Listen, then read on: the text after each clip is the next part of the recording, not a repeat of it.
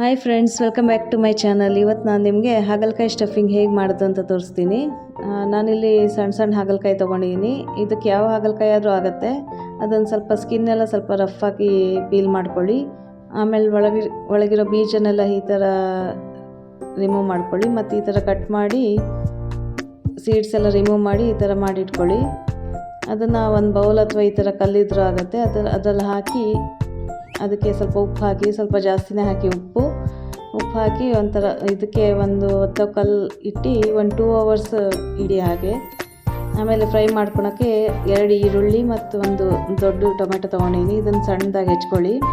ಒಂದು ಪ್ಯಾನಲ್ಲಿ 1 ಬೌಲಷ್ಟು ಶೇಂಗಾ ಬೀಜ, 1 ಸ್ಪೂನ್ ಉದ್ದಿನಬೇಳೆ, 1 ಸ್ಪೂನ್ ಕಡಲೆಬೇಳೆ, ಆಮೇಲೆ 1 ಸ್ಪೂನ್ ಹುರಿಗಡಲೆ, ಆಮೇಲೆ ಒಂದು ಅರ್ಧ ಸ್ಪೂನ್ ಸೋಂಪು, ಒಂದು ಅರ್ಧ ಸ್ಪೂನ್ ಜೀರಿಗೆ, ಆಮೇಲೆ 1 ಸ್ಪೂನಷ್ಟು ಬಿಳಿ ಎಳ್ಳು, 1 ಸ್ಪೂನ್ ಧನಿಯಾ.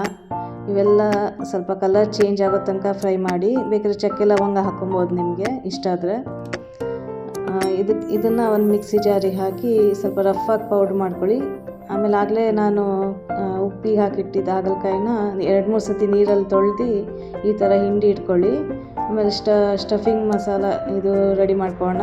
ಅದಕ್ಕೆ 1 ಸ್ಪೂನಷ್ಟು ಉಪ್ಪು, 2 ಸ್ಪೂನ್ ಖಾರದ ಪುಡಿ, 1 ಸ್ಪೂನ್ ಅರಿಶಿನ ಮತ್ತು ಹುಣಸೆ ರಸ ಹಾಕಿ ಮಿಕ್ಸ್ ಮಾಡ್ಕೊಳ್ಳಿ.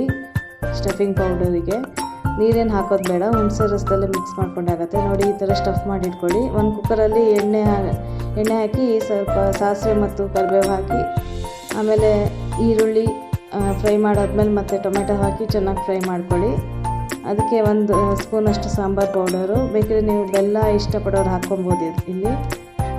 ಆಮೇಲೆ ಸ್ಟಫ್ ಮಾಡಿ ಇಟ್ಕೊಂಡಿರೋ ಹಾಗಲಕಾಯಿ ಹಾಕಿ, ಆಮೇಲೆ ಉಳಿದಿರೋ ಸ್ಟಫಿಂಗ್ ಪೌಡ್ರು ಅದರಲ್ಲೇ ಹಾಕಿ ಒಂದು ಸತಿ ಚೆನ್ನಾಗಿ ಫ್ರೈ ಮಾಡ್ಕೊಳ್ಳಿ.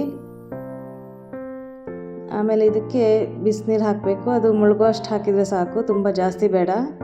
ಹಾಕಿ ಒಂದು ಸತಿ ಮಿಕ್ಸ್ ಮಾಡ್ಕೊಂಡು ಕುಕ್ಕರ್ ಮುಚ್ಚಿ ಇದಕ್ಕೆ ಮೀಡಿಯಮ್ ಫ್ಲೇಮಲ್ಲಿ 2 ವಿಷಲ್ ಕೂಗಿಸ್ಕೊಂಡ್ರೆ ಸಾಕು. ನೋಡಿ, 2 ವಿಷಲ್ ಆದಮೇಲೆ ಎಷ್ಟು ಚೆನ್ನಾಗಿ ರೆಡಿಯಾಗಿರುತ್ತೆ.